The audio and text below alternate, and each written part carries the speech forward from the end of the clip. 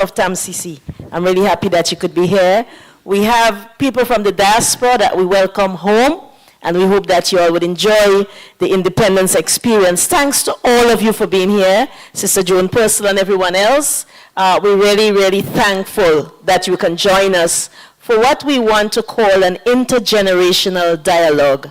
My name is Wendy Grenada, and I'm the chair of the subcommittee on history, heritage, identity, and documentation, which is a subcommittee of the National Independence Organizing Committee. I want to introduce the members of the team. We have Dr. Wendy Crawford, who is no stranger.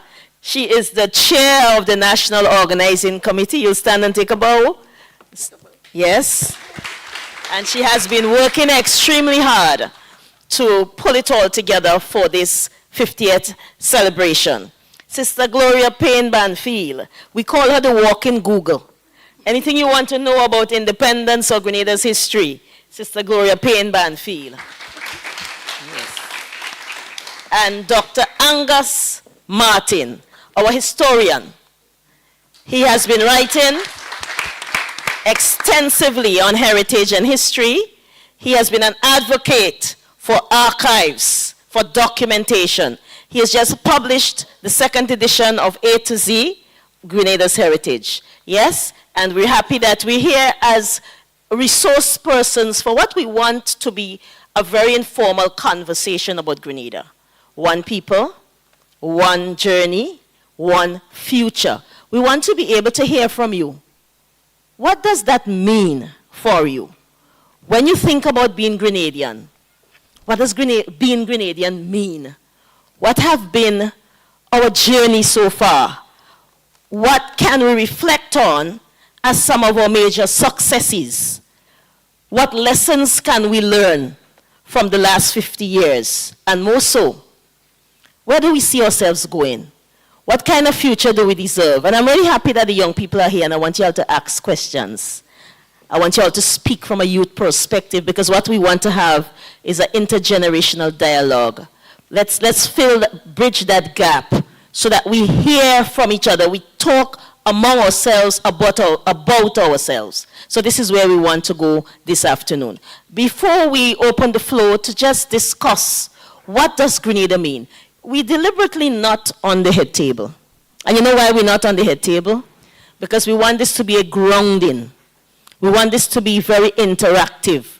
So we're here just to listen and to talk and to dialogue with you this evening. So I want to invite our brother here, Dr. Angus Martin, to just give us a little brief overview historically of where we are now and where we've come from. Hello, everyone. Welcome. I guess when we think of independence, we celebrate in 50 years, but really, where would we say it began? I think for a lot of us, we look at 1951 as a period, as a date that this is where independence, the return of Eric Gairy in 1949 from Aruba, the starting of his labor union. I think those are pivotal times. Sky Red in 1951. Everybody know what Sky Red is? Yeah. So we look at those as pivotal. The 1950s is a real period when we see the change taking place in Grenada. Also, in 1951, universal adult suffrage, which totally changes the face of politics, about voting, because it was every Grenadian over the age of 21 was given the right to vote, regardless of qualifications, money, or whatever, class. So that changes the playing field, basically. And with an advocate like Eric Gairy, we really see Grenadian society begin to change. But one can say further back, our whole history that goes all the way back to emancipation, that would go further back to Fedon's Rebellion, that would go back to Leaper's Hill. All of those things have played a role in where we are today because they were instrumental in changing society in a different way, each step of the way. And even some of the things that we don't even consider when the British beat the French in the 7 Years' War and took over Grenada. Grenada switches from a French colony to a British colony. The French took it back for a few years. The British got it back after. All of that has had an impact on the society today. The language that we speak, we would have probably been speaking French patois. Like Martinique and Guadeloupe, probably could have been part of France if the British did not take Grenada.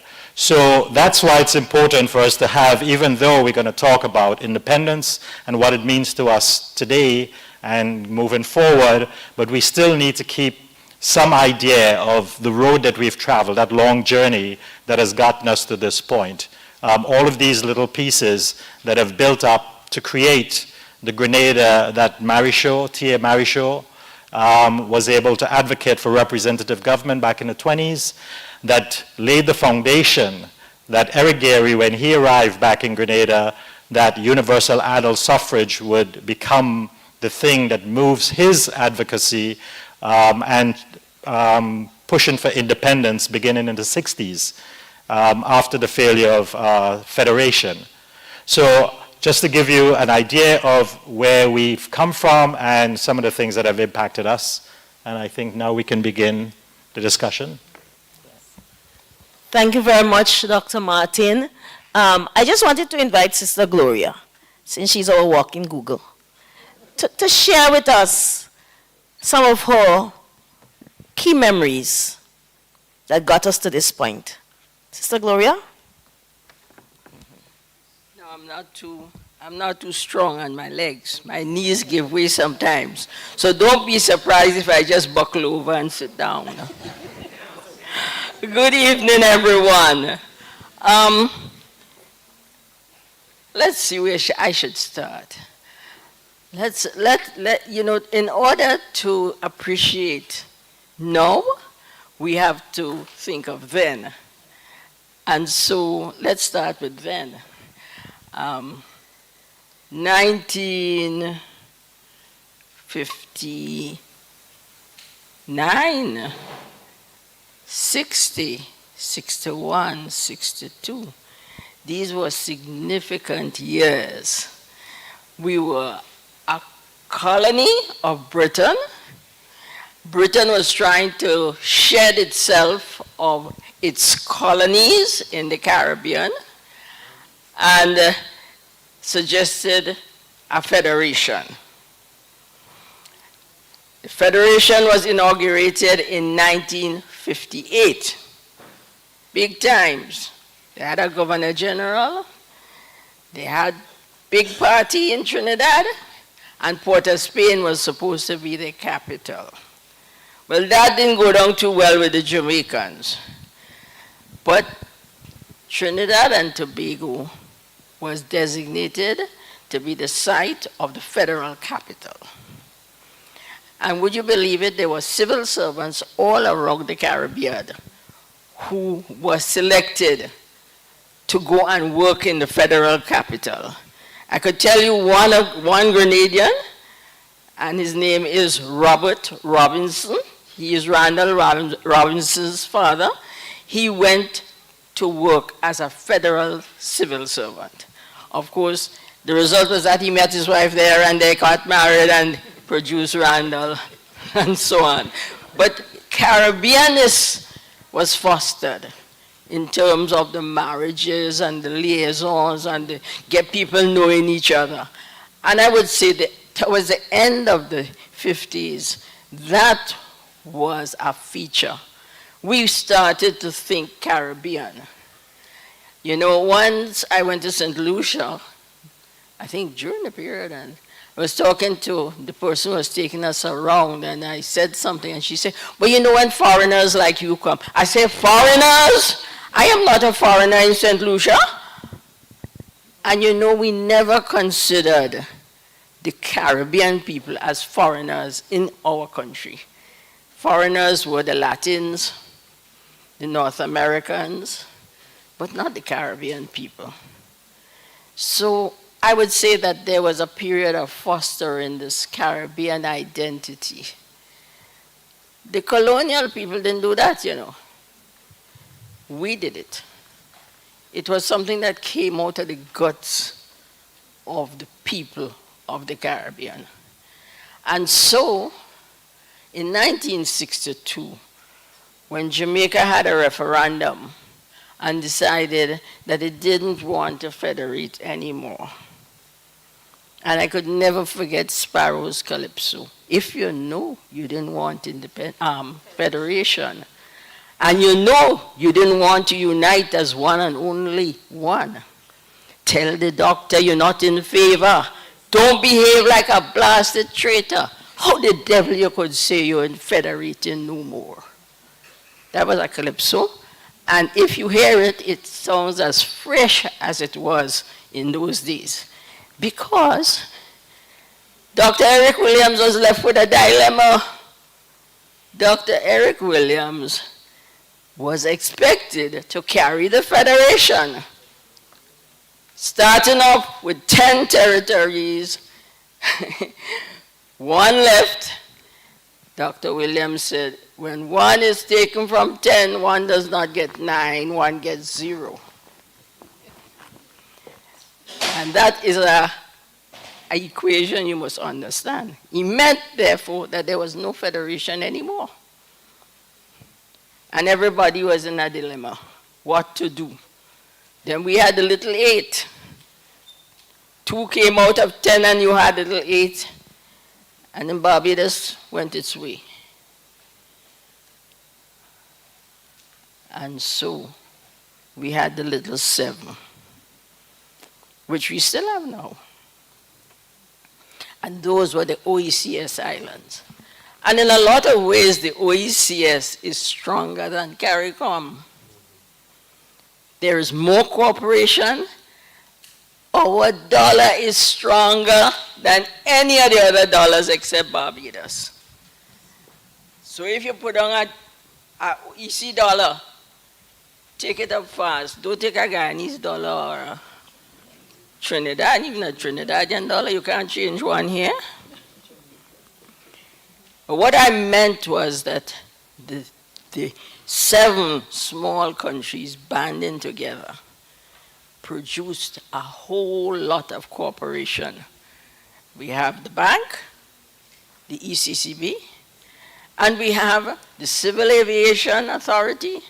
We have, I can't go on to name you, the health, the medical cooperation with the formulary where they buy drugs together and it's much easier. And so, right, procure that. So what I'm saying is, but you see, I have to take you back to colonial times. Because Grenada, being a colony still, in 1967, had a new constitution. And that new constitution was called Associated Status. Associated Status, statehood with England. So we became an associated state of Great Britain. And what did that mean? It meant that we take care of our own affairs. You pay your teachers, pay your people, to handle your financial affairs, take your taxes, whatever. But we will take care of your defense. We will defend you if anybody attacked you. And we will also take care of your external affairs. Meaning, you can't make friends with anybody and everybody that you think that you want to make friends with. We will do it for you. You have to do it through us. And if you went to an international meeting, you went as part of a British delegation, not Grenadian. And if we had Karani James running, he would have been under the British flag, not the Grenadian flag, then, because we didn't have independence. But independence means that we have everything now. We could make friends with anybody we want, and we could not only make friends, but we could, I was about to say we could defend ourselves. But that comes together with the whole business of external affairs. And the reason why I put all this in perspective, I want you to understand the relationship that Grenada had with Britain and the relationship she had with the other small islands, the OECS, or the Eastern Caribbean, because it is claimed that it was countries of the Eastern Caribbean that approached the Americans to come and save us, come and intervene. And I would not use the word invade, because it's not a politically, what you would say, Wendy. Wendy's the one who knows all these correct words. But we never say an invasion, we say an intervention, which is a polite way of saying that another country came into our country and made, I don't know, but perhaps I'm talking something that nobody in this section would know, because these are the young people over here. I don't think you could appreciate this business I'm talking about, intervention by other countries, and because that happened in the dark old days of the what year was it? 83. Yes, 1983. Some of you were not even born then. But I'm going to go off on a tangent and say, I was appalled, totally appalled, to find out that history was not a popular subject in the schools in Grenada. Am I not correct? It was not a popular subject. If you could skirt history and get away from history, you did. You take everything else, 15 of whatever else, but not history, and far less Caribbean history. I just happened to be connected with the UWI Advisory Committee. And UWI in Grenada, we give out the Marichal Cup and the La Grenade Shield every year based on the results of the CXC examination. And it came to a point where we said, this isn't very good. No history, we're making history compulsory. So you could get 20 subjects and you don't have history, Caribbean history, you're not getting the Marichal Cup. Or the Marichal, or the La Grenade Shield. History, first of all, we said you had core subjects: English, mathematics, and you must have, of course, a foreign language. And it was between French and Spanish. And you don't speak Dutch and any other Russian or nothing else. But now perhaps you might have Chinese. I don't know. Yeah, Madam Chairman, I hear you teaching Chinese in the TMR show. Eh? Germany. But what I'm saying is that, but when we see no history, you don't know nothing about your area, your region, your world, and the relationship of your region to the rest of the world. You should. So we say history has to be compulsory. So going back, backtracking, the history of Grenada started way back. Some people think it started with Columbus. Dr. Martin will tell you, no, it didn't start with Columbus. It started with the indigenous people of the region. People from South America and possibly Central America. But it didn't start with Columbus. So take Columbus off. And also people think that it started with the British with the colonies and the French and all of that, because we had the British and the French fighting for us. But the new start is what we're looking at. the start that we made on the 7th of February 1974. This is what. But in order to appreciate that new start, we should go way back. We should delve into the background of our nation and how we came about. So history is a must. I'm going to sit down now.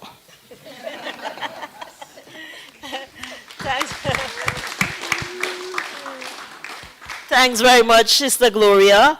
And it is important for us to make the linkages through time and the linkages between Grenada and its Caribbean sisters and brothers.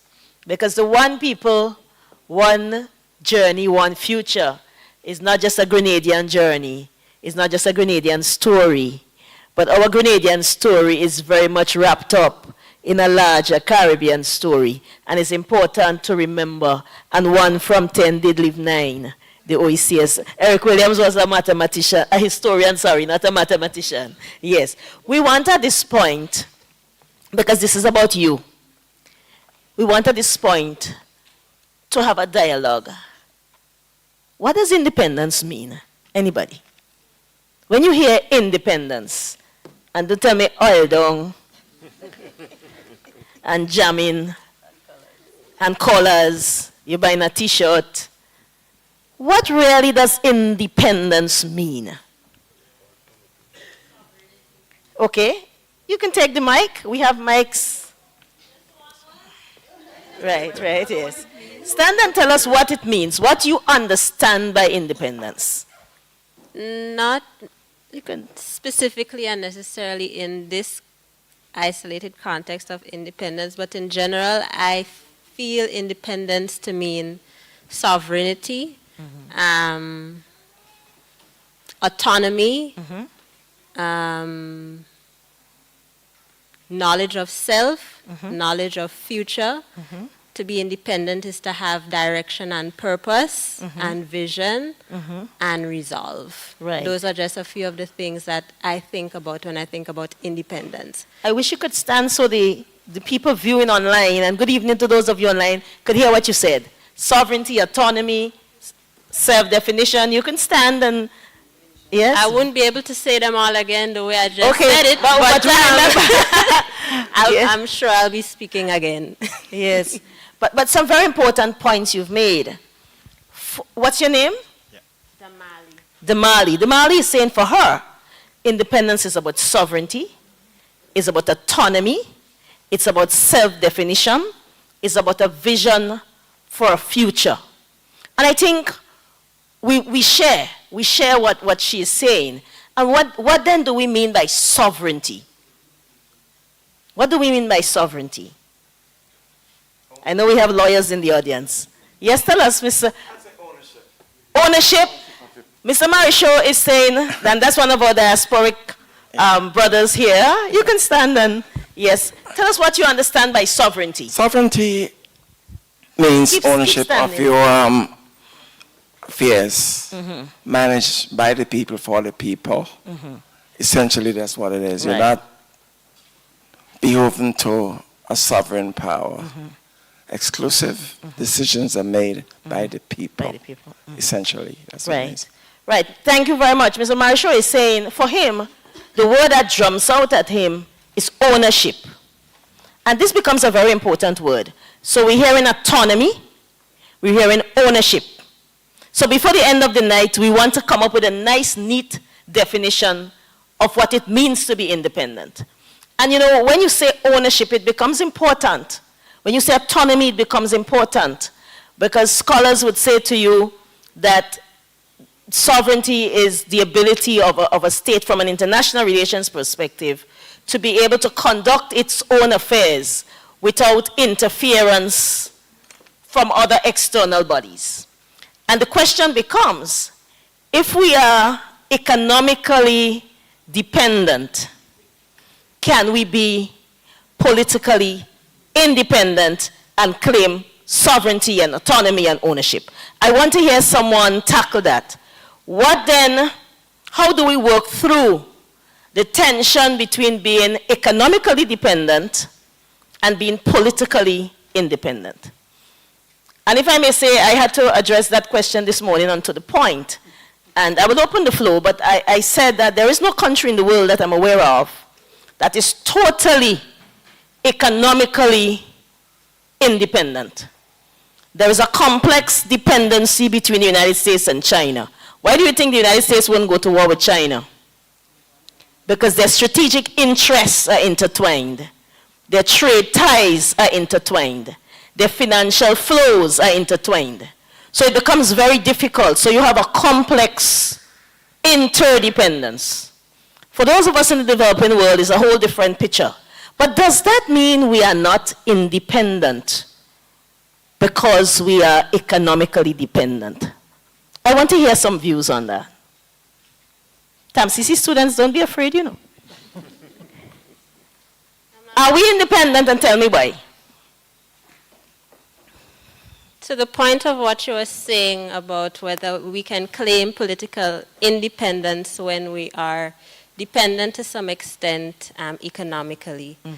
And as you were explaining the intricate ties between larger countries than ourselves, you don't even have to go that far. If you think about our social systems, even our family units, even though I am an adult, I work for my own money, I buy everything that I need, I still need support from my siblings, from my family members when it comes to child care, advice, business ventures, those kind of things. So if we're thinking about it in those purely myopic terms, I think the argument could always be made. But when we look at the whole system and we understand that we are in a global village and that everybody needs somebody basically, not negating the fact that I do personally believe that we need to work on our economic dependence and advance in certain areas, specifically agriculture and those kind of things, so that we are better able to withstand external shocks when it comes to food security and those kind of things. Without a doubt, we do need work in those areas. But the argument, I personally believe, is usually superficial. People trying to argue for argument's sake, whether we're really independent or not because of these issues that could be worked on if we're intentional about it.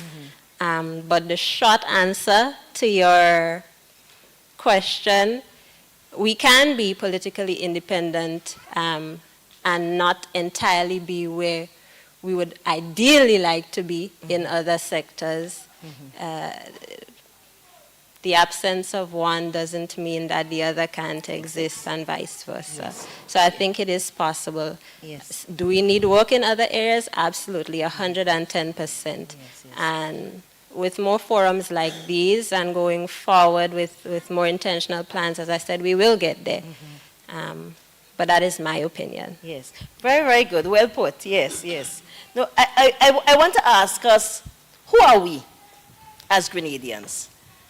If an alien was to fall from space and say, what it means to be Grenadian? Who are you?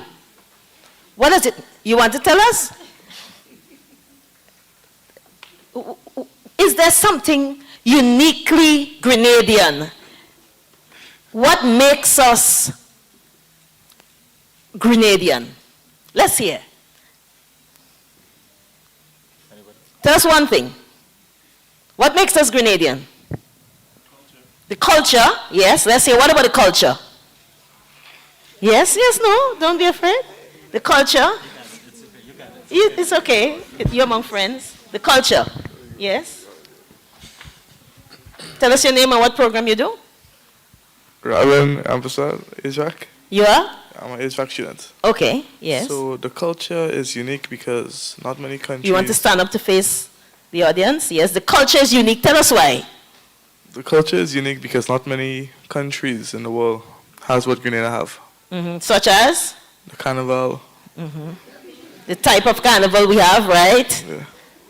our Veko, our Jab Jab, our Short Knee. Yes, so you're saying a very important point you're making. Our identity is wrapped up in culture, a big part of who we are. Yes. Thank you very much. Yes, Robert. I think, and I know because I've studied it extensively, Grenada has a unique history, a very distinct history. Starting from 1765, the Battle of Grenada. It started in St. George's right there. The French beat the British, they lost. No other country has, to me, that history of Grenada. I mean, the name T. Marichaud is synonymous with Galway Donovan.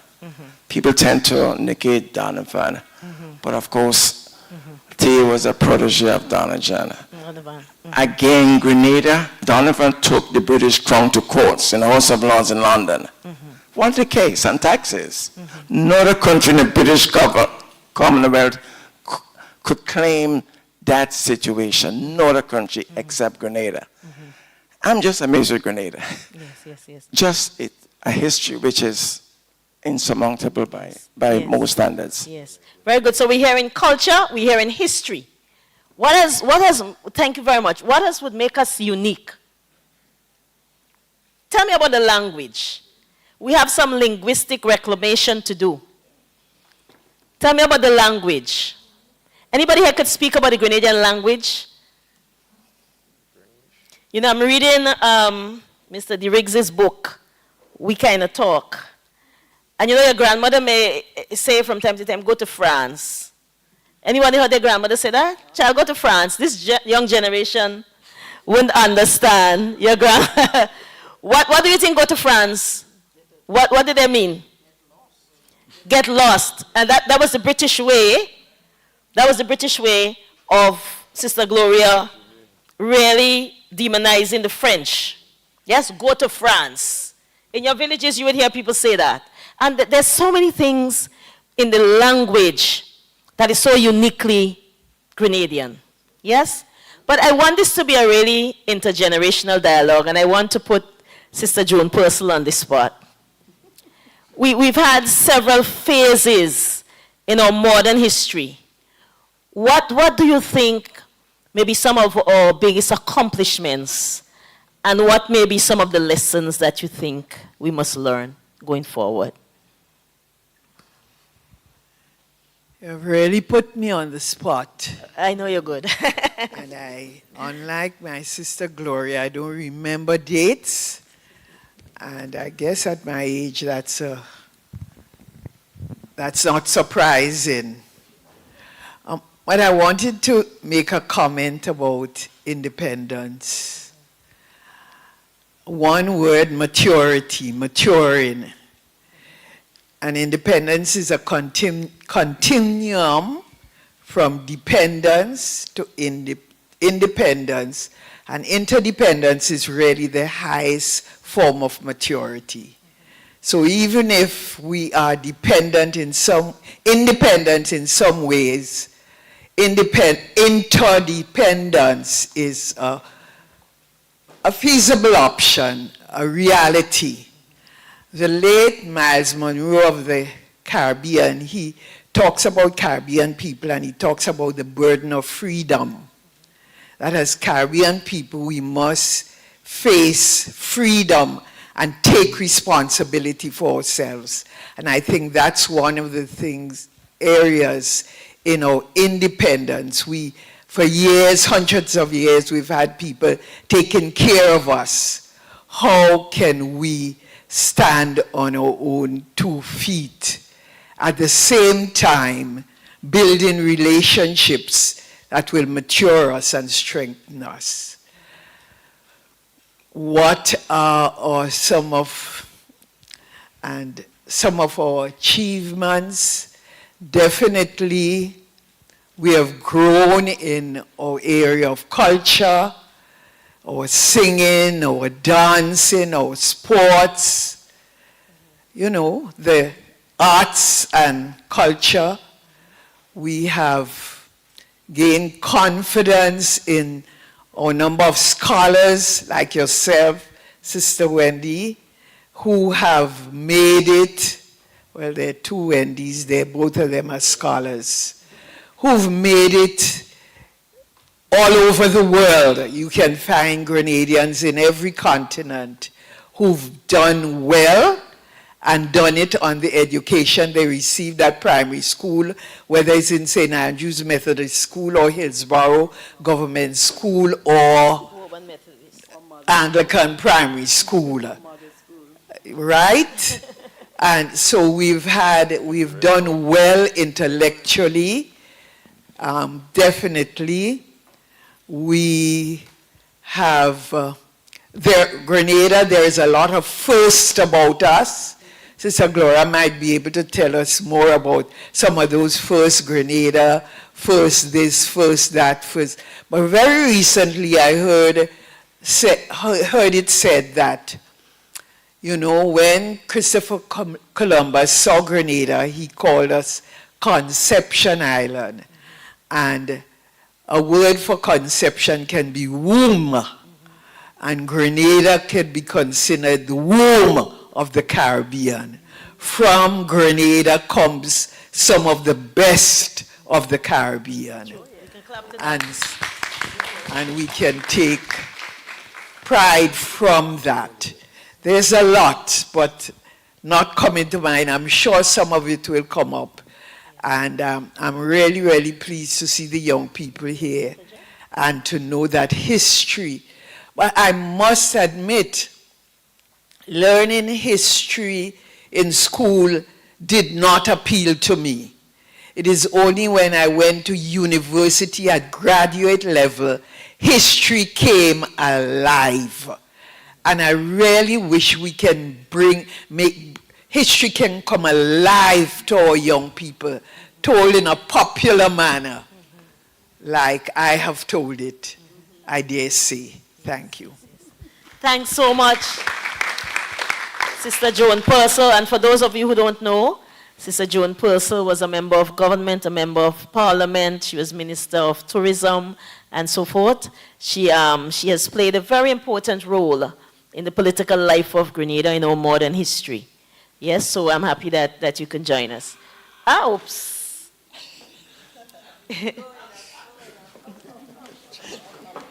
Because this is an intergenerational dialogue, I want to ask one of the young people, anything that bothers you that you don't understand about independence, the theme that we have, anything that you want to know about, that you want to ask, any question.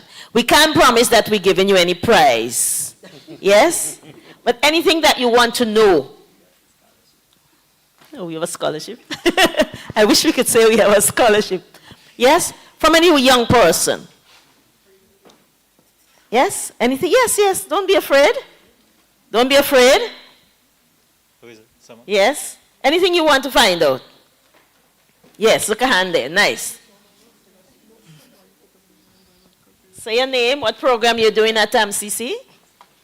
You can stand. Good night. My name is Leanne Belfon. I'm doing social science. My question tonight is, would Grenada have been better off underneath the British colony? That's what I would really like to know. Okay. Very good question. Very provocative question. Would Grenada have been better off under the British? And I'm inviting our very learned historian, Dr. Angus Martin, to answer that question. I think that is something that comes up often. I spent time in Sierra Leone. There's a civil war, and the British came in and stopped the civil war, and people were saying, why can't they stay? Because on our own, we didn't do that well a job, because there was a lot of infighting and tribal issues. So I think that is something that always comes up at a certain point in people's development, because it's one of those what-ifs. We love to do what-ifs, even though we know they don't get us anywhere. We are still under the British Crown. We are still, the British monarchy is part of our system. Do we benefit from that? I would probably say there is no benefit to it being because we still would be members of the Commonwealth and things like that. Look at Dominica. Dominica does not have the British royalty as their head of state. What did we benefit before we got independence?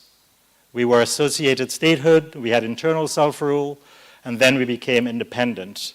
As an independent nation, we go out in international forums, and we advocate for Grenada. We advocate for ourselves in terms of we determine our own destiny in a way. We decide what monies we put into education, because before one can argue, we did not have control over how much money went into education.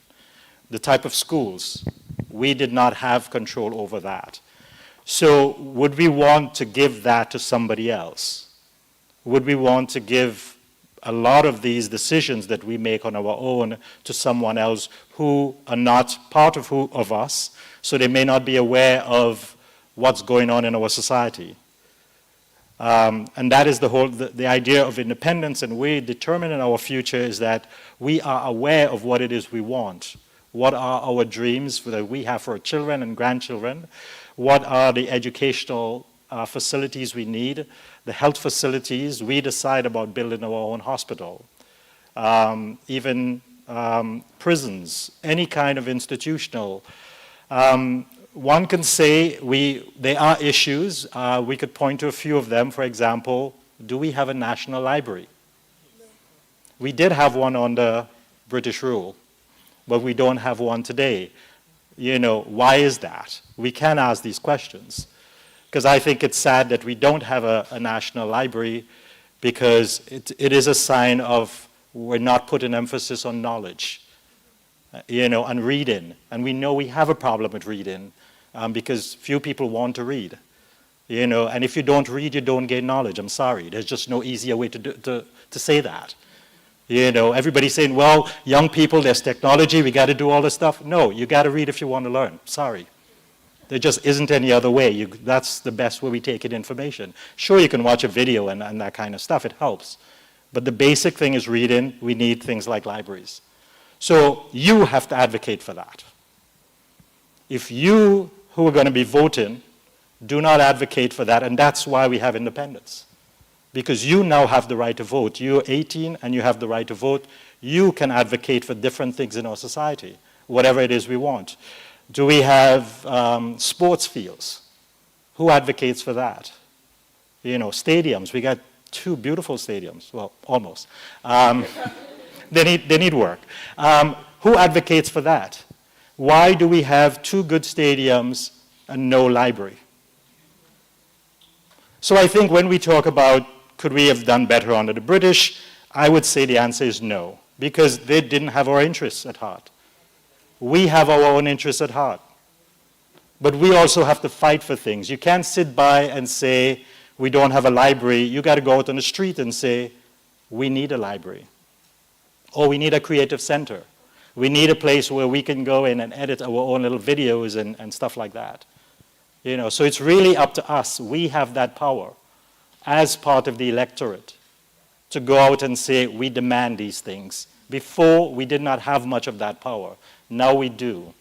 So it's really, it's up to you to go out and say, we need to have these things. And that's, the politicians will listen to you because you're going to vote them out. It may not be this election, but the next one. So I think that's what is, to me is important about independence, because you have to say, I have this power. And it starts with, Grenada's population is very heavy towards young people. We need the involvement of young people. We should have had some young people up at the front here as well. I think it's sad that we don't have a young person. Wendy's a younger person. Okay, so could I jump in? Yes. Okay, when you heard from the historic point of view, I just want to give from the sociological perspective. I'm a sociologist by training. And that is a very common comment that you'll hear, better the British stay, what do we know about independence? That have a deep negative connotation about it. And it's a connotation that pits us into a continuum of superiority and inferiority. And it may appear, and the yardstick that is being used quite often to measure this, it's like telling us we can't handle our stories. We cannot take care of ourselves. We cannot develop our country. We need others, outsiders, to do so, right? So if it is allowed to be internalized among the young people, you begin to doubt yourself. Develop a very dependent type of syndrome you do not, want to do because it doesn't make sense what we're doing is just spinning top in mud. So there is a deep sort of ethnocentric, if you know that word, meaning that that's a yardstick upon which all that we do should be judged, right? Look at how we have turned to our oil dung, and somebody said they don't want to hear about oil dung. But look at how we have turned to our oil dung. February the 6th will be oil dung day, colors day, everything, our thing, right? That will be criticized by others. It's like, what kind of food is that? And et cetera, et cetera. So you have to understand these sort of comments and take it apart. Go beyond the surface of these comments and see what is being implied that we are unable to take care of ourselves. We have to be dependent on others because we don't know better. We do not have the intellectual capacity. We do not have the vision that others have. So it's much deeper than just, looking at the surface. It has deep racial, social, and the whole gamut of that fall within this inferiority, superiority. So we have to not buy into that narrative. That narrative is really going to keep us from advancing our country, developing the confidence that we need that we can. We can do it and we will do it. The Young People's Symposium recently, what was the motto of the symposium? I can, you can, we can. I can, you can, we can. And so especially for the young people, do not fall for that type of narrative. It is putting us in an inferiority type of position. And if we continue to engage that and believe in that, we might as well just close our books and go home. Right? I guess you can say it's a plantation mentality, and we've moved beyond that one. Yes, yes. I really like the answers, the historical and the sociological. Yes, we have 2 comments, 3 actually, so we've not heard from you before. Yes, and then Robert, and then our sister. I'm just visiting Grenada. I was born here, but I visit periodically, and I just want to piggyback on what you said about the library, because that's one of the first things I notice when I come here. In my town, I go to the library all the time. And when I'm here, I'd love to visit the library, and there's no library. So correct me if I'm wrong. Did you say in order to get a library, the voters it has to be on the ballot so people can vote to get a library, or isn't the government's responsibility? Right. Sure. In 2011, the library was shut down because there were some problems with the building, and the workers said they were not working in a healthy environment. But it's been closed since. And I remember once we had a talk at SGU somewhere, and everybody talked about the library, and I said, when the library closed, who protested? And nobody did. So I guess the indication is that if nobody protested, that means nobody cared. So I think sometimes we do have to say we need something so that the government put the resources in it. I think it was back in 2013, I was here and I said, I'll vote for whoever mentions library. Nobody did. I couldn't even give away my vote. So I think it's something that people have to demand. And when I'm talking about library, we're not just talking about books. We're talking about access to computers. There are lots of people who can access Wi-Fi and stuff at their homes, but there are lots of others who can't. That's what a public library does. It's that it gives opportunities to a lot of people who would not have those opportunities on their own. And I think when we think of a library, we don't think of reopening what we had. We're actually thinking of having a modern library with computers and technology and access to the internet and to databases. So we're not really talking about just going in and get an old book or whatever, So I think it's something we have to demand, that a library is important because it's a symbol that we care about education.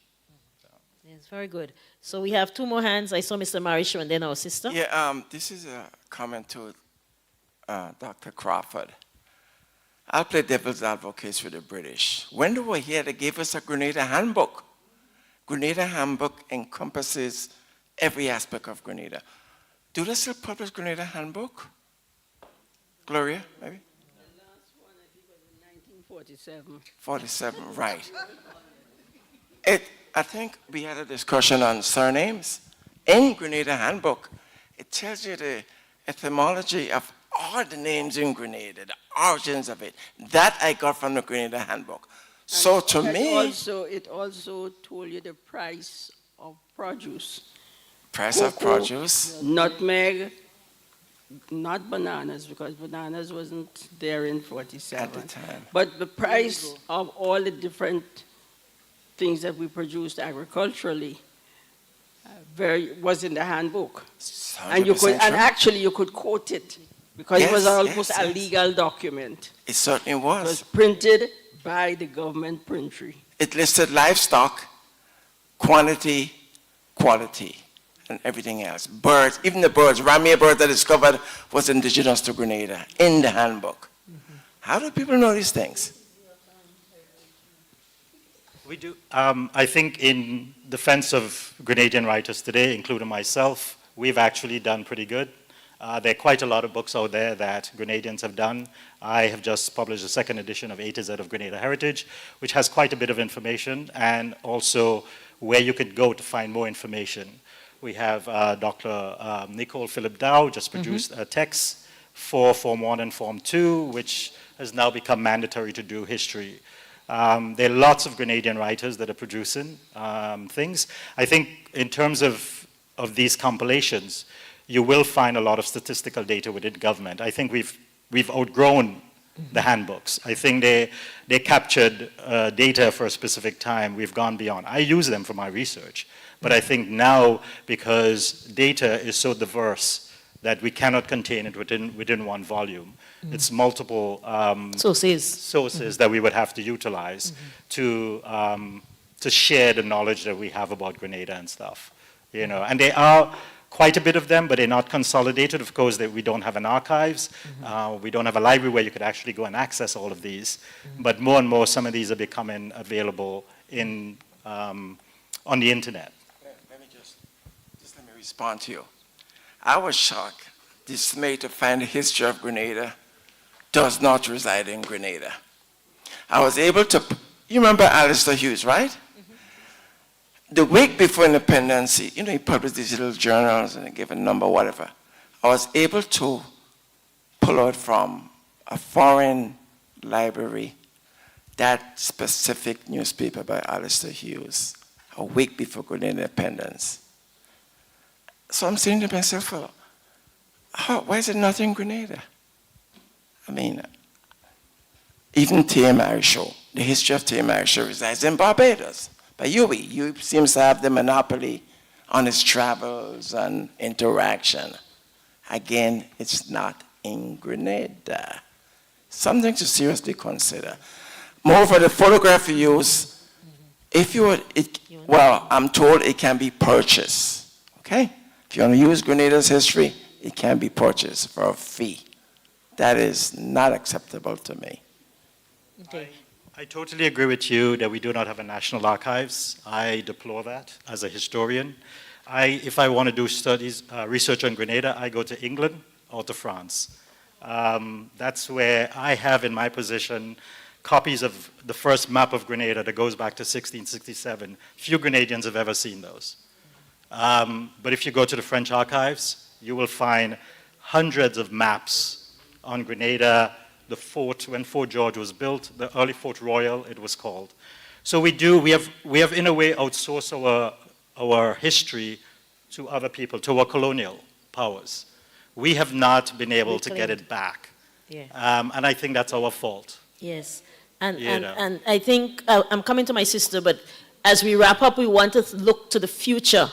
And I think a part of looking to the future, or I see a hand in the back, a part of looking to the future is reclaiming the history that should be ours, that ownership. A big part of the ownership must be owning our history. And that is a project for the future that we must pursue. So I've seen two hands. Our sister here, and then I saw a hand at the back. Yeah. Just to circle back to what Little sister asked earlier about if we would have been better under the British, and we heard the historical perspective, the sociological perspective, now maybe a bit of the psychological and more, I guess, relatable perspective. Have you ever written a book, a historical book? Have you ever read a historical book by a Grenadian author? Huh? Which one? By whom?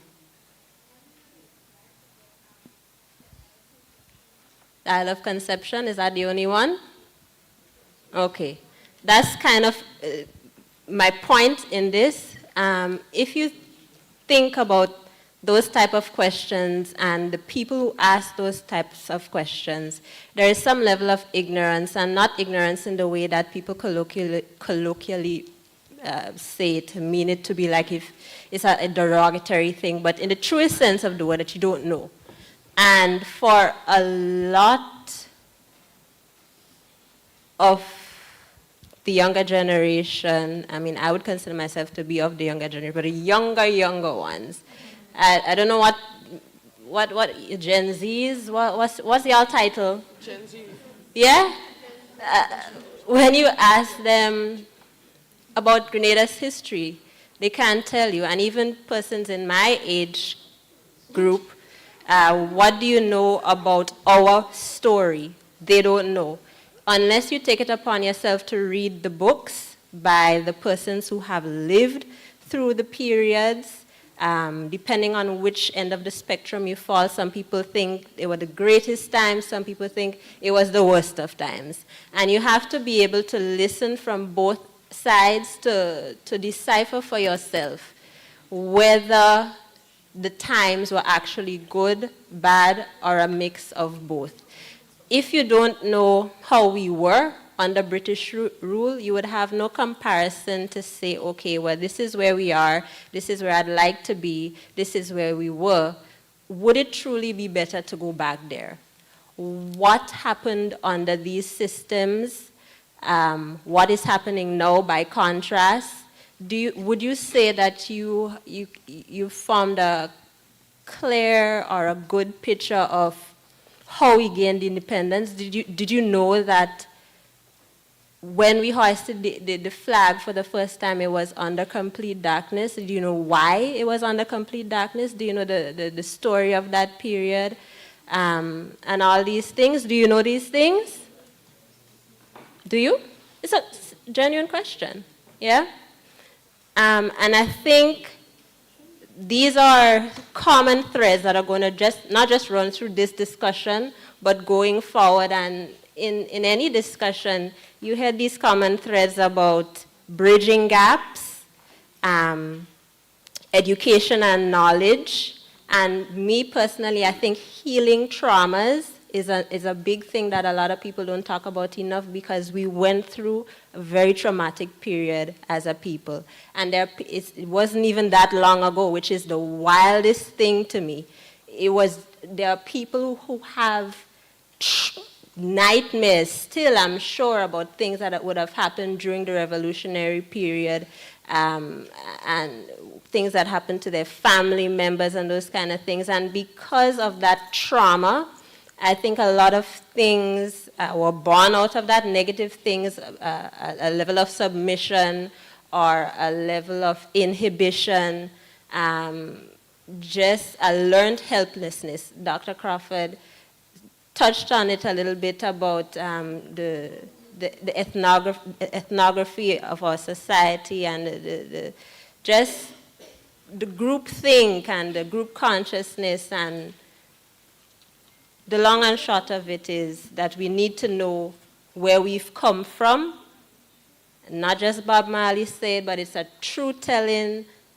You need to know where you've come from to know where you're going. And I would love to see more programs where not just Dr. Philip Dowes, but that's a wonderful start, but to introduce books that have been published by our own sons and daughters, like Alistair Hughes, Teddy Victor, Bernard Cord even. He has a ton of books, a volume of books, and just if it's one book every term from secondary school for these children to read these books and to get an appreciation and understanding from different perspectives, and then be able to piece it together on their own. I think it'll do a lot for their self-esteem, their identity of self and identity as a nation, and help to raise the pride of Grenadians, our citizenry, even more. Thanks very, very much. I saw a hand at the back, and then we have a student there. Two students. Yes. And we are wrapping up. We want to speak about the future in the next 10 minutes, and we're putting it all together. Yes, my brother? Okay, good night. I first want to make the statement that I'm not anti-independence. So I don't want anybody here to gather from the question I'm going to ask that I'm against independence. But I want to ask this question because I often look at independence differently to a lot of us, in the sense that I believe there's a lot more that we needed to be independent from or of. But in my view, I could say we have attained two basic things after gaining independence, and that is political independence, the ability to govern ourselves, and economic independence. But there are a lot of other areas that we truly cannot say we are independent, and we should be able to. But I'm asking this provocative question: how many different areas that pertains to our life as Grenadians or as West Indians, after having attained independence, are we truly focusing on, besides just the economic and the political independence?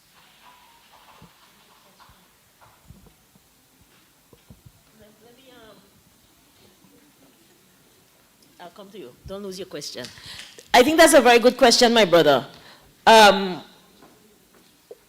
Because I think when we look at where we are now compared to where we were 50 years ago, we may agree that we have progressed somewhat in terms of how we live materially. But does that translate to meaningful living? Does that translate to a quality of life? And I always like to ask, what does it mean to be human?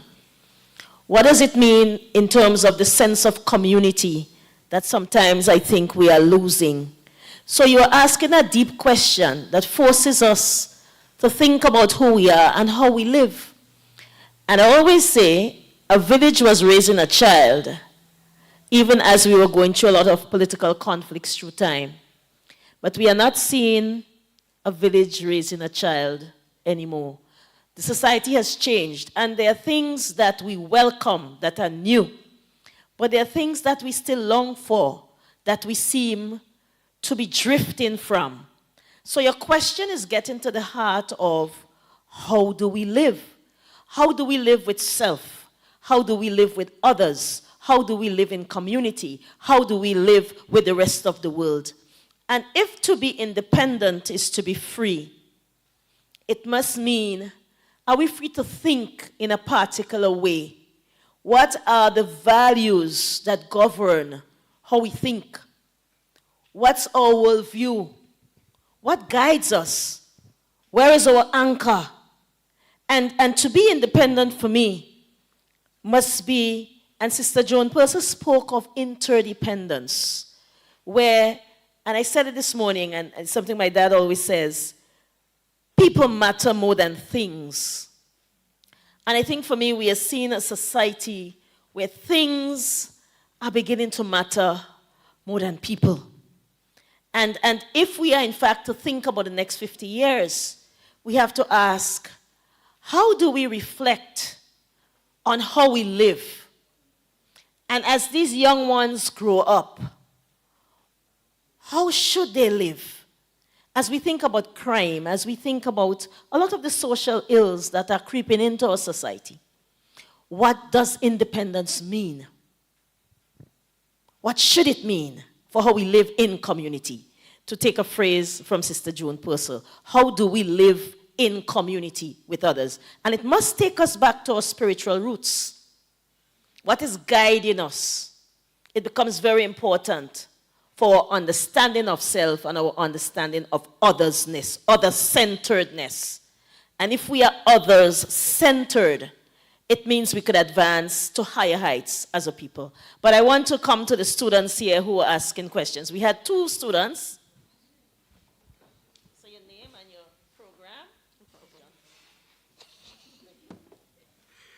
program. Good night. My name is Calicia John. I'm an information technology major at the T.M. Arisha Community College. So, to the point you made about my dear sister here that did not know more than a few Grenadian authors or Grenadian books, right? I believe that knowledge is power, and it's a nation's responsibility to educate its people, especially when we all go to school here on island. We are not taught Grenadian history. Grenadian history, in fact, is under a subset, very, very small subset of Caribbean history that is now mandatory. So the problem, okay, and you're also saying, I'm not directing this to you, I'm just saying it in general, but you're also saying that it comes from a negative outlook, and we need to be more patriotic. Okay, well, I'm gonna play devil's advocate here. If you look at the statistics between the countries that are similar in size and natural resources as Grenada that are still under British rule, most of them have a lot better economic state than us. You're looking at statistics, baby. Be specific. Tell me. Okay, no problem. If you look at the wage gap of a junior doctor in the Cayman Islands compared to a junior doctor in Grenada, it's a difference of more than $100,000. Okay. That's the only one? You want me to, I have a debate on this next week, so I don't want to, just, like my opponents are here,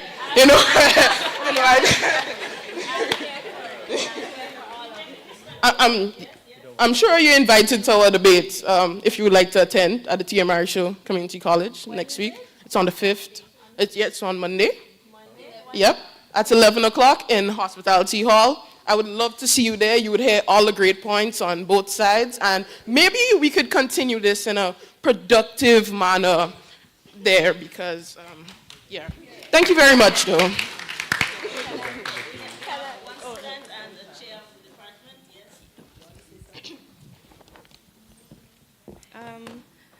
Hello, good night. My name is Eloise Mitchell-Gooden, and all I'd like to say is that I kind of feel like I came here today with a very open mind. I was extremely excited to learn because we as young people have not been given much opportunity to learn as much about Grenada as we should.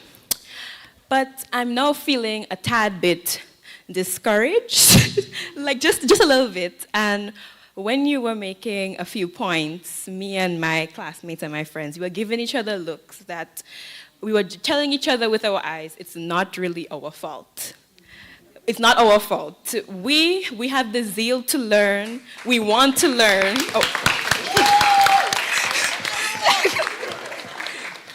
But, it's just things like this that make us uninterested, the constant blame on young people. Because drawing something that one of my classmates said, speaking about specifically patois, patois is now offered as an elective at TAMCC, and you should have seen the flock of children. The class is full. I didn't get to join the class. The class is full. Everybody wants to do it. But then it's just the constant on our backs about us not being patriotic enough or not being interested enough. We are, but even so, we've not been given much of an avenue to express our interest and much of an avenue to gain much knowledge,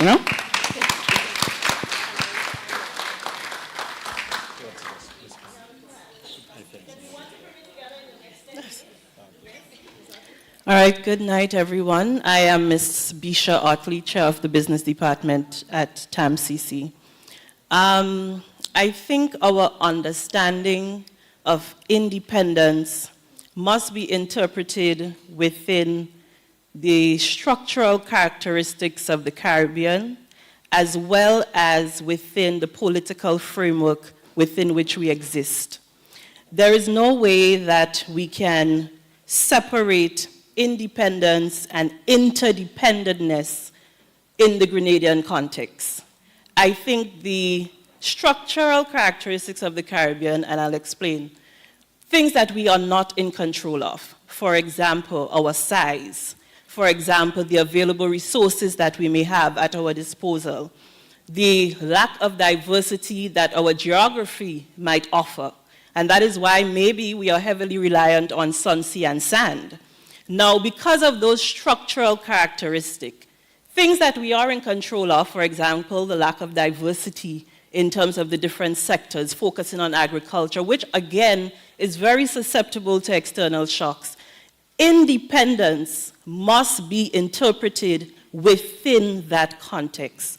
There is no way, because of our size, the lack of resources, our GDP, even if you try to compare us to other countries with similar size and population, their available resources is different. So within that context, the fact that we are heavily in debt, the fact that we are, our GDP, our resources does not allow us to engage in certain activities. As a result of that, we will, without question, be independent, but yet still very dependent on our neighbors. So the same way that the child must be raised by the village, Grenada's independence must be interpreted within the village of the global environment within which we live. And as a result of that, if we change our understanding of independence and we interpret it within that context, then the argument of Grenada not being an independent nation will not exist. It must be defined within the geographical environment as well as the political framework within which we live. Thank you. I want to make a comment. There's a student here who wanted to say something. Thanks very much. But as we think, as we look towards the future, I see hope despite the structural constraints. And why am I saying that? In Barbados, I used to say to my students, the little community that Rihanna came from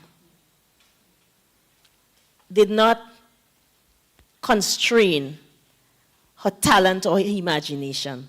When we think about the orange economy, our cultural industries, the size cannot stop our imagination. This generation, they're not from our foreparents' generation where it's cutlass and hoe and, you know, we believe in agriculture and we want to see modern ways of doing agriculture. But the services economy, the international business, the connections with the global, means in fact that our size can no longer be a constraint because our imagination is boundless. And as we think toward the future, there are possibilities that young people could tap into. You can sit at home on a computer and be a global citizen and a global employee. And your size cannot constrain you. Yeah? So it's important what Ms. Otley is saying in terms of the structural conditions, and that's real, our debt, our levels of poverty and all of that. But when we think about going forward, we have to think about innovative ways of breaking from the past and engaging the global, using technology and bridging gaps. And I think this is how we could change our political economy from a purely dependent economy to a political economy where we are creative beings, where we are innovative, where we move from a monocrop kind of economy to having different kind of opportunities and possibilities.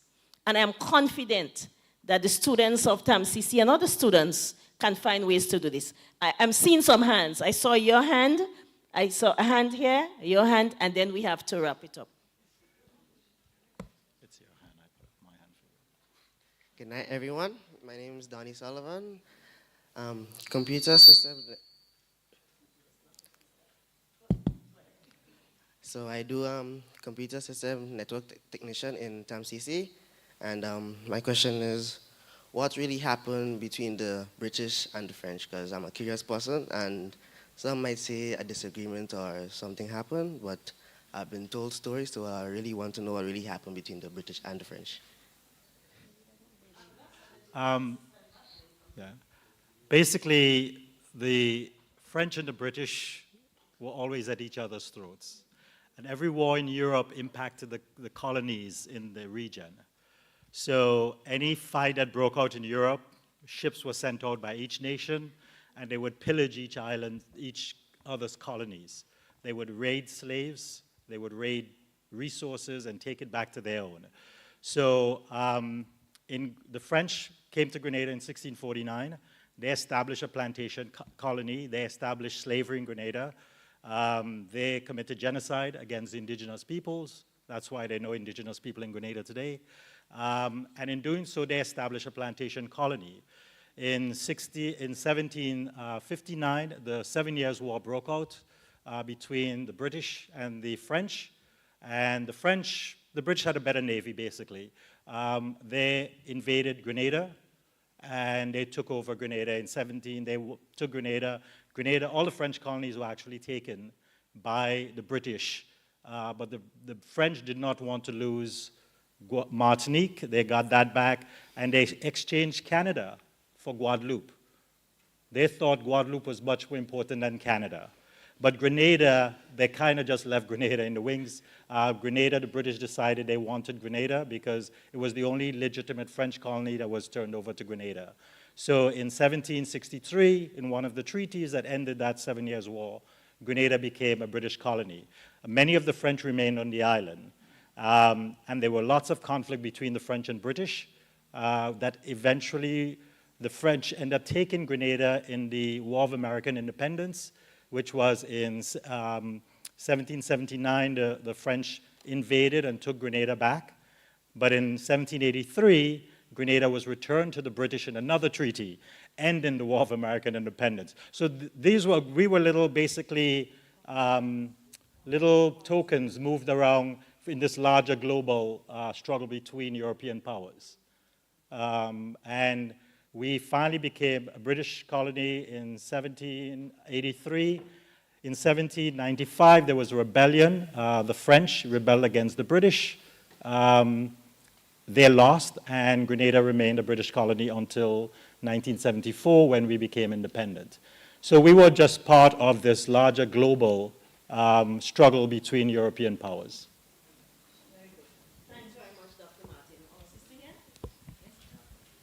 Baby, don't go too far. I want you to hear me.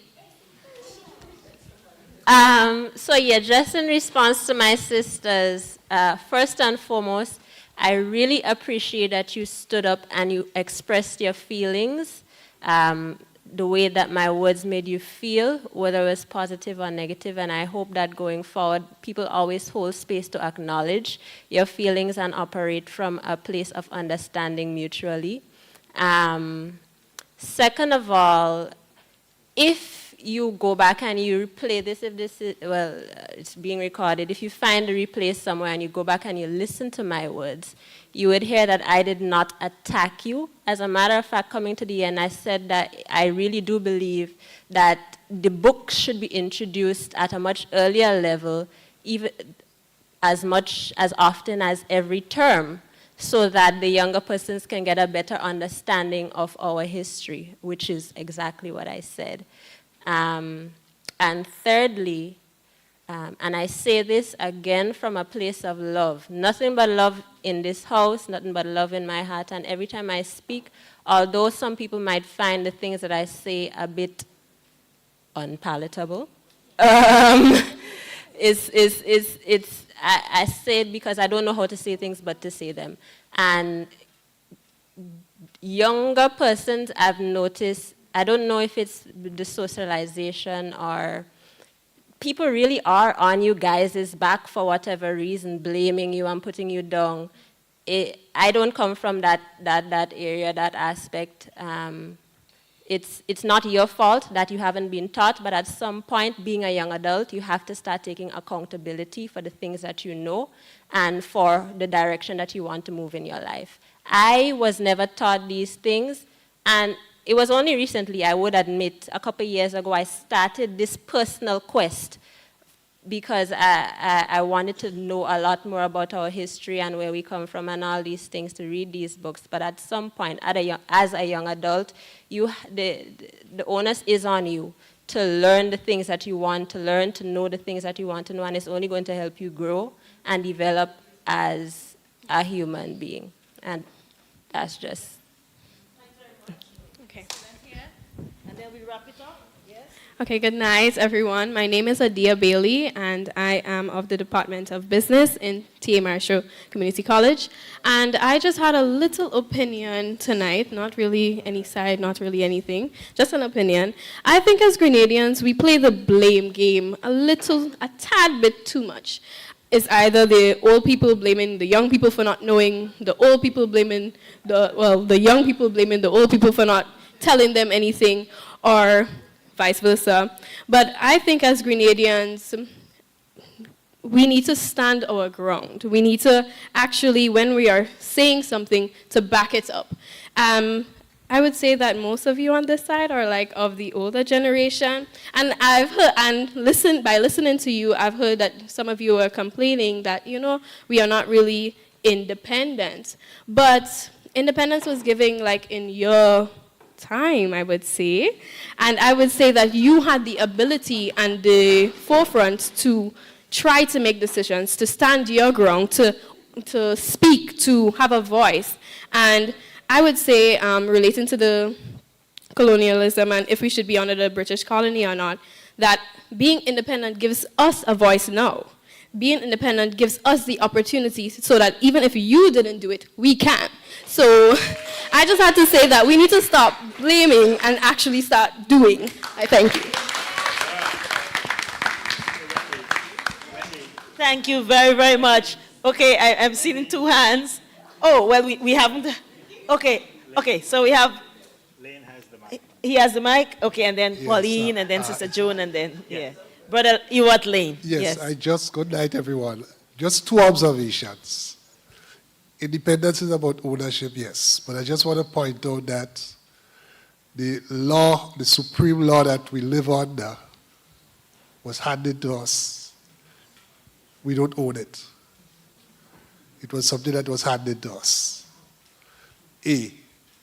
B, many people will say that the highest lawmaking, in a sense, body in any society is the highest court because they interpret the law. Yeah? We don't own that either. That's all I want to say. Thanks. Yes. And thanks, Brother Lane, because what that means is going forward, constitutional reform, we have to own the Constitution. And I agree that's one of the unfinished business that we have to work through. So we have some hands. Sister Pauline here, Sister Joan, Brother Marisho. Good evening. There's a word that I didn't hear mentioned at all this evening, and I was waiting and waiting to hear maybe if it would be mentioned, because I think it's such a critical word. And that word is character. The character of a people plays a really important part in the development of a country. Earlier, Wendy was asking, who is a Grenadian? What makes you us Grenadian, and so on? And you heard diverse things. I didn't hear about the food at one point, but because that's what I was thinking of. Of course, I'm Grenadian, but not living here, so when I come here, I want my food and so on. So just to tell you quickly who I am, Grenadian, living in another CARICOM country, and it puts me in a position where I hear the comments all the time about, people of my country.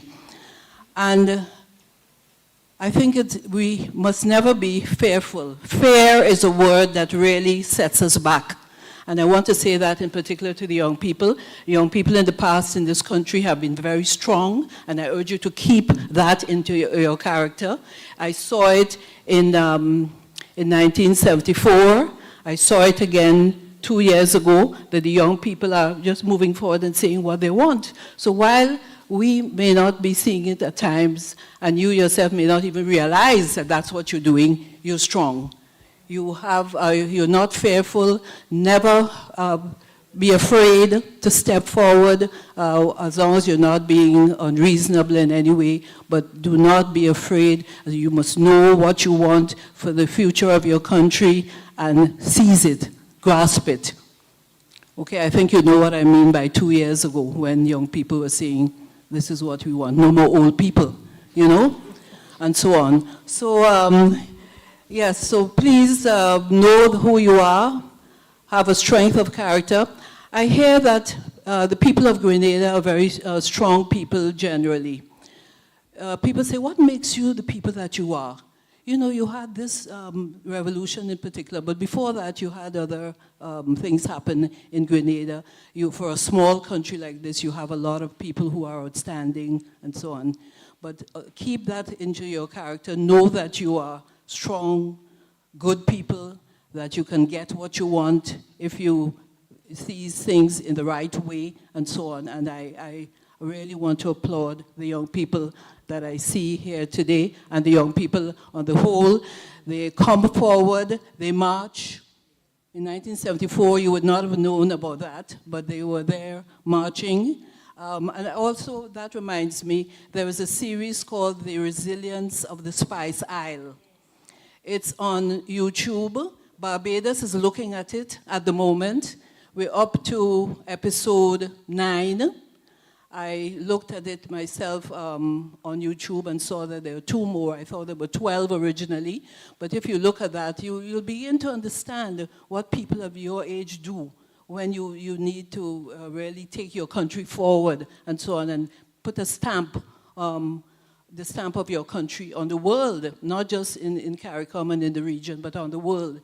Be strong people, spiritually and in every other way, and seize what you can get and be who you are and be people of strong, strong character. We really are strong people. I know that. Okay? Thanks very much.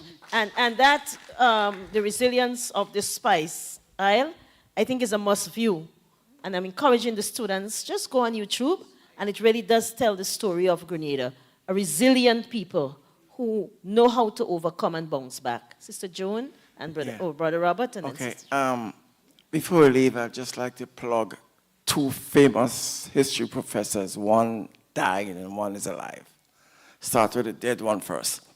For the younger people, Professor Besson of Trinidad and Tobago, he wrote a book on the French Trinidad, and he chronicled the rise of Trinidad due to the French people from Grenada who migrated to Trinidad after Trinidad became British.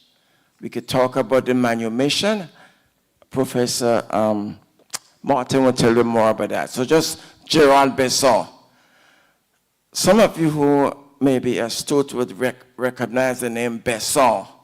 Besson was one of the Federal henchmen during the insurrection in Grenada.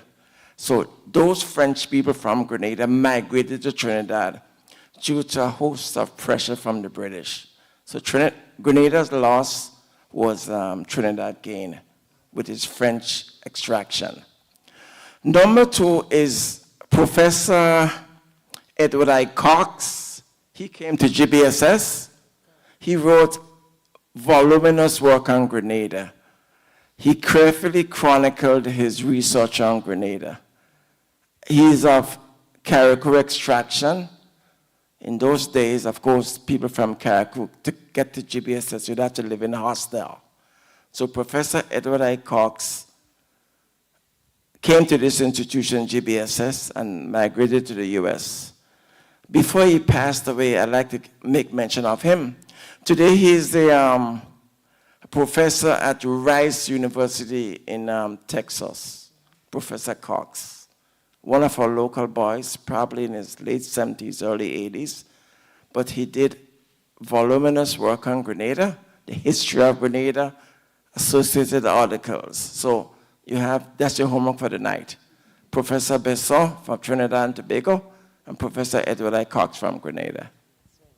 Sister Joan Purser, thanks very much, Robert. Thank you, thank you. 10 years ago, I wrote a book. It was a popular genre on the history of Grenada from a spiritual perspective, entitled From Wilderness to Promise. Today, I've done a revised and updated Golden Jubilee Independence Edition, bringing it up to date. It's readable. It covers the history of Grenada from our recorded history, and it was endorsed by Camille John. I'm sure you know that person. It was endorsed by our own Wendy Grenada and some other well-known Grenadians. This evening, I want to give out 3 copies of these books to some of the students here. Yes. Very good.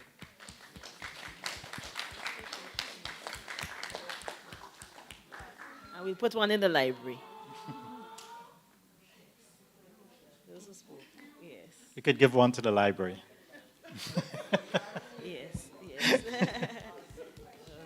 Thank you so much.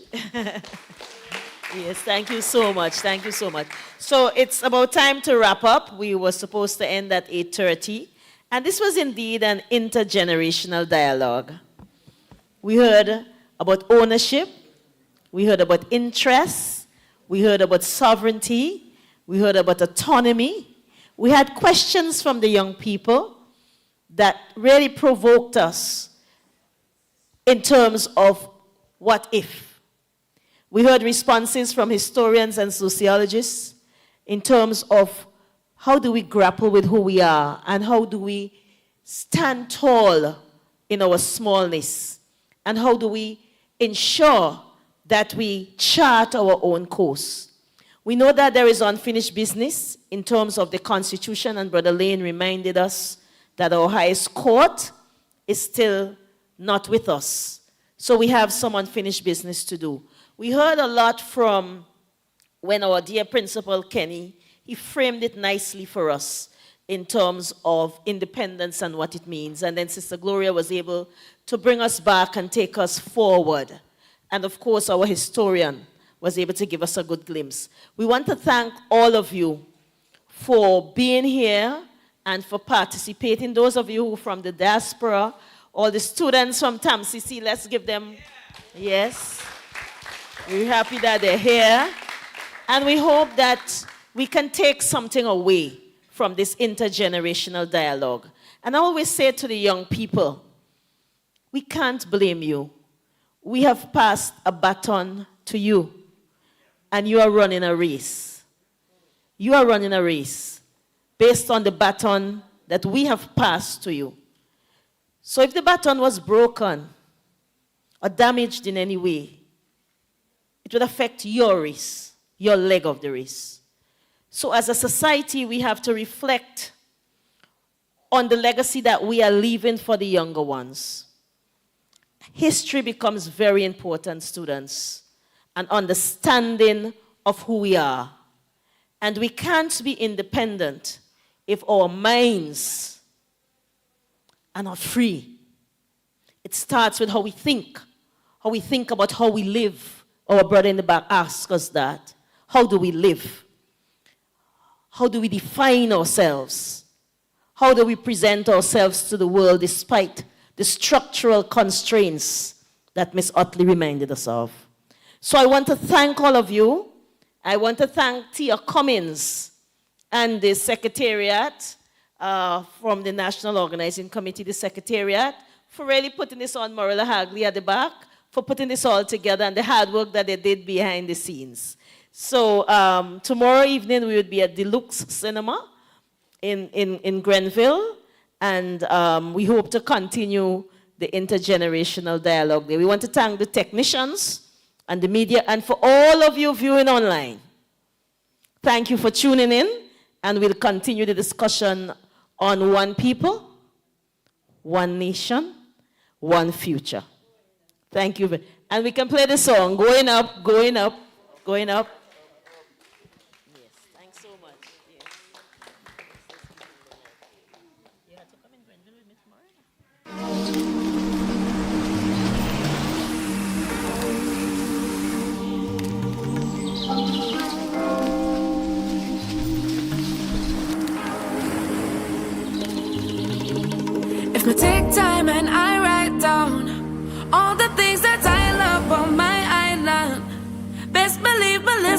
like 5 miles long. Best believe it's love that makes me sing this song. The cleanest breeze on the waters.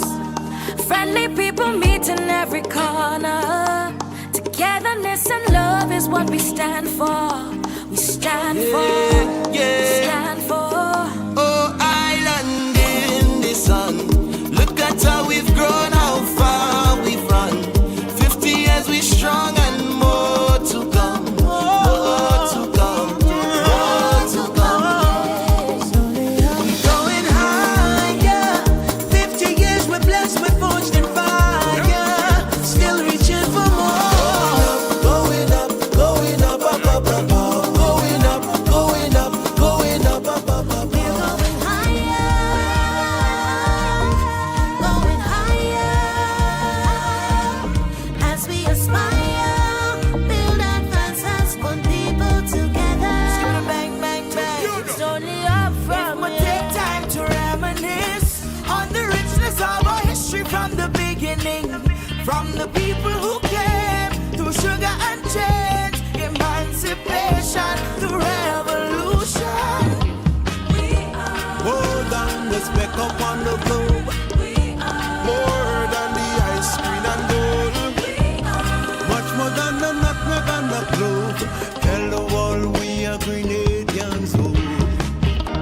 3 islands united as one. Blessed with the strength to carry on. We're more than just that island in the sun. Tell the world we are Grenadians.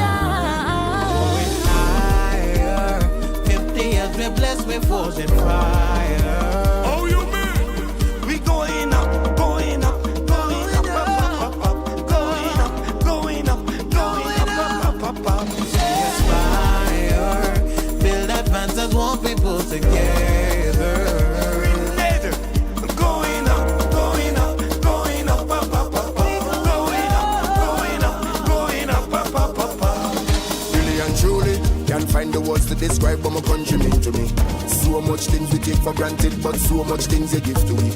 Peace and tranquility, family, community. It don't matter where we go in the world, just know that home is where my heart is. 50 years, as you shake for 50 more, as you shake to reach your goal, like you're only bring the goal. I can see the vision clear. Sing it out to let the people hear. Look at how we've gone and how far we've come. 50 years we strong and more to come. More to come. More to come. It's only up from here. More, more, more.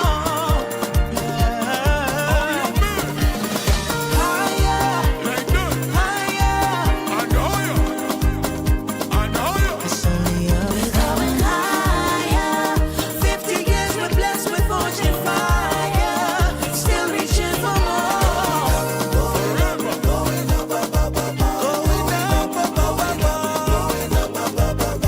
We make the curry pity matnik.